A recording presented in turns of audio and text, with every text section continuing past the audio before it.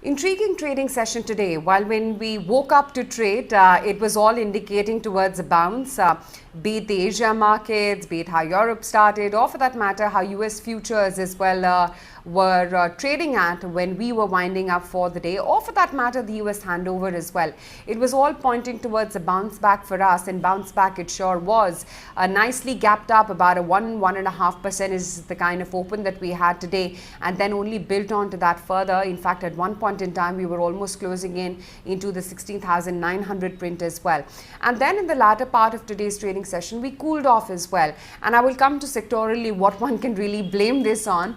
But from that 0.5% dip, again we saw a recovery coming in. So finally closing around with a 1% gain or so. 16,800 thereabouts is where we shut shop for the day. Again, similar price action for the market breadth as well, acutely in the positive, drifted off a little bit from there, but nonetheless managed to close well in favor of the advances. About a 160 plus count is what you had within the F&O segment in favor of the advances today. The one sector which really played spoil sport today was banks, along with some of the financial names. So look what was happening at an Axis Bank, for instance. That stock has managed to knock off about 1.5% today. Bajaj Finance as well was a rank underperformer, was down 7/10.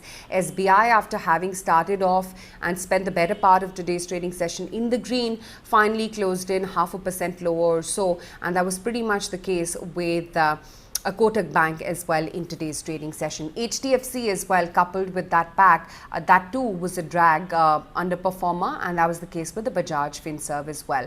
That said, a lot of sectors which were holding up in the green, namely IT as well as metals, they were the ones which were showing sectoral leadership. So HCL Technologies, Wipro, TCS, these were all names which were holding up very smartly. Nalco saw a very big move today, about a 5.6% traction. You had Tata Steel, JSW Steel, Hindalco, Ultratech Cement, Titan, Sun Pharma, Nestle, TCS, they were all holding out very, very smartly as well in today's trading session.